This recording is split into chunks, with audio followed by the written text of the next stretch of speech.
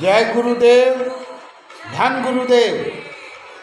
ये संत रविदास आश्रम गुरुद्वारा खिजुरिया देवघर झारखंड है। आज सोमवार 6 मई है और प्रत्येक दिन के तरह यहाँ से आप लोगों को महाआरती के बाद अपने महापुरुषों संत शिरोमणि गुरु रविदास की वाणियों एवं महापुरुषों के जीवनी आप लोगों के बीच में पहुंचाते रहते हैं। आज का जो विषय है वो इस रविदास मंदिर से बताना चाहेंगे। आज का विषय रविदासिया धर्म क्या है, कब बना और क्यों बना, इस पर चर्चा करेंगे। लेकिन इसके पहले इस चैनल को आप सब्सक्राइब नहीं किए हैं तो कृपया सब्सक्राइब कर दें, ताकि हम यहाँ के प्रत्येक दिन के गतिविधि, अमृतवाणी और यहाँ के कार्यक्रम को आप लोगों तक पहुँचाते रहें। कहने का अर्थ है कि रविदासिया धर्म की स्थापना क्यों हुई और कब हुई। जैसे कि आप जानते हैं कि गुरु रविदास जी का जन्म 1377 ईस्वी में हुआ था और वो अपने शक्ति के बल पर, अपने वाणी के बल पर, उस समय दिल्ली सल्तनत का शासन था, राजाओं को अपने अधीन कर राजाओं को अपने शिष्य बनाए थे और उन्होंने एक बेगमपुरा बनाना चाहते थे, जहां उस समय की जो त्रुटि थी, ऊंच नीच, बड़ा छोटा, जाति पाति, छुआछूत, उसे समाप्त करना चाहते थे और सभी वर्गों को हक दिलाना चाहते थे और जहाँ तक हो वो सफल भी हुए। लेकिन उन्होंने किसी धर्म की स्थापना नहीं की, किसी संस्था की स्थापना नहीं किए। वो एक गुरु बन के जीवन में मार्गदर्शन देते रहे। ये 15वीं शताब्दी के भक्ति आंदोलन का दौर था। तब के समय संत शिरोमणि गुरु रविदास जी का उदय बनारस काशी के धरती पर हुए थे और उन्होंने अपनी अमृतवाणी से देश को कल्याणकारी बनाने का प्रयास किए थे। लेकिन पुनः पहले बोल चुके हैं कि उन्होंने किसी धर्म की स्थापना, किसी संस्था की स्थापना नहीं किए, बल्कि केवल अमृतवाणी की वर्षा किए। लेकिन उसी समय में 15वीं शताब्दी के आसपास में जाति पाति, ऊंच नीच, छोटा बड़ा, वर्ण व्यवस्था की कुप्रथा चरम सीमा पर था। ऐसे समय में 15वीं शताब्दी में सिख धर्म गुरु गोविंद सिंह का जन्म जो 1500 ईस्वी के आसपास में हुआ था, कार्तिक पूर्णिमा के समय में हुआ था और उन्होंने एक धर्म की स्थापना की थी जो सिख धर्म कहा जाता है। उस समय पंजाब मुस्लिम और हिंदू धर्म के लोग रहते थे, लेकिन गुरु गोविंद सिंह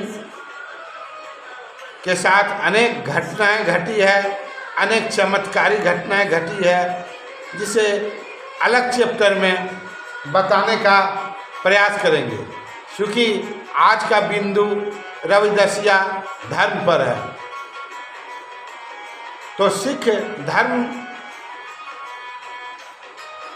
मुस्लिम धर्म के उनके जो गुरु गोविंद सिंह के सहपाठी शिष्य थे, वो मर्दाना और गुरु गोविंद सिंह ने मिलकर नए धर्म का स्थापना किया, सिख धर्म, जिसमें जाति पाति ऊंच नीच का कोई स्थान नहीं था और मानव एक का संदेश दिया और सबों को कल्याणकारी राज्य की स्थापना के लिए एक मार्ग बताया, जिस कारण शोषित वर्ग, दलित वर्ग उस ओर आकर्षित हुए और सिख बन गए। लेकिन उन्हें सिख धर्म में भक्त बन के ही रहना पड़ा। उन्हें कोई अधिकार, जो मुख्य सिख थे,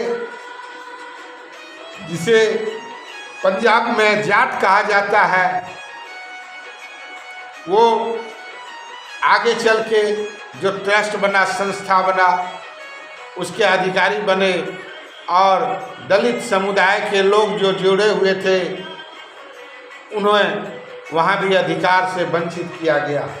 इसी कारण बाबा साहब ने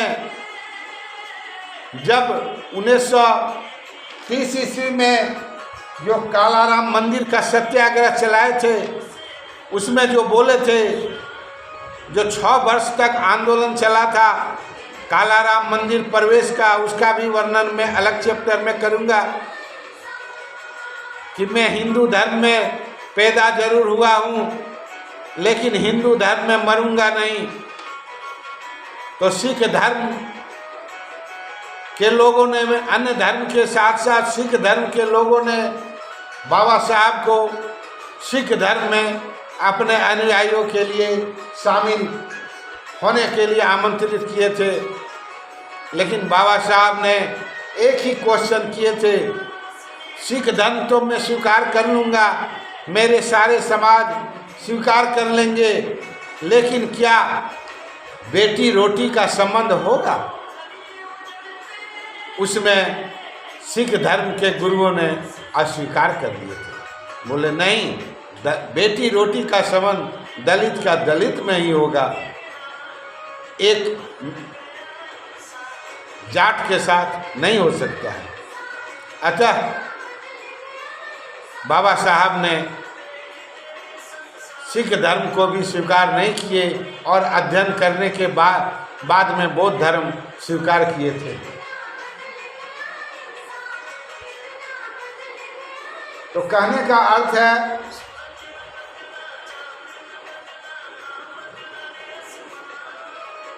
कि दलित समाज अपने अधिकार के लिए वहाँ तो शामिल हो गए, लेकिन उन्हें वो अधिकार नहीं मिला, जिस कारण से 1909 ईस्वी में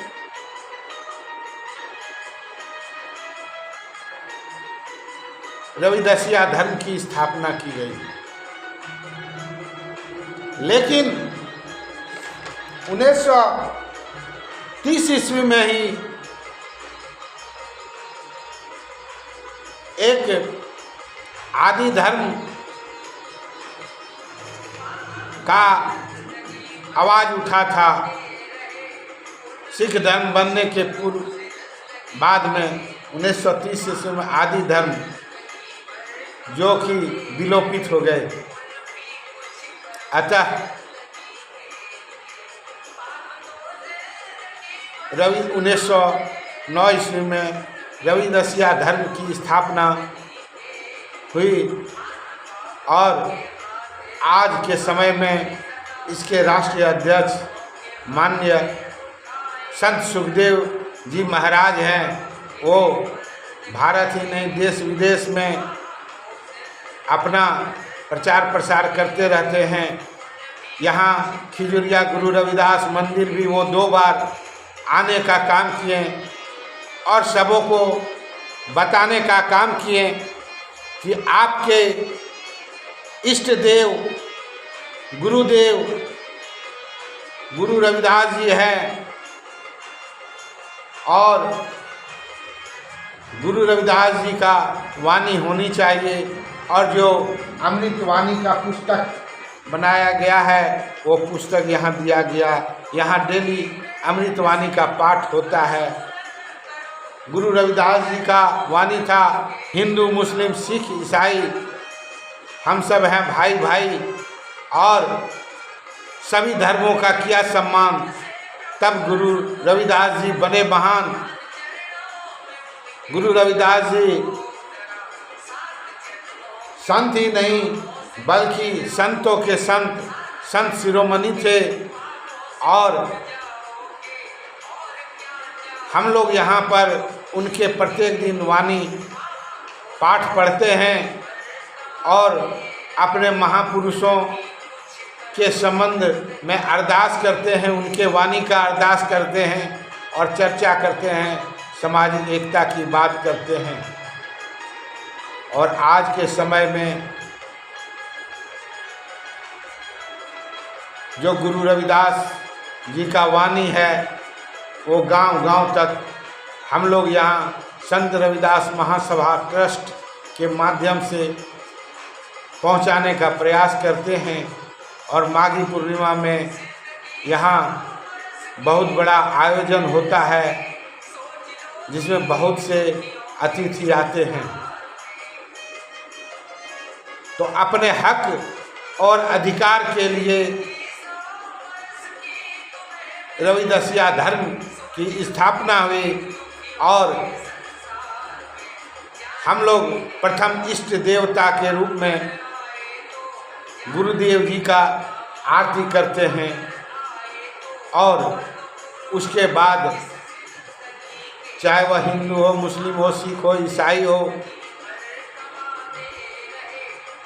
वो अपने धार्मिक अनुष्ठान के अनुसार कार्य करते हैं। लेकिन रविदास हैं तो पहला हम लोगों को इष्ट देव कुल देव की प्रार्थना वाणी करना अनिवार्य होता है। जय गुरुदेव, धन गुरुदेव।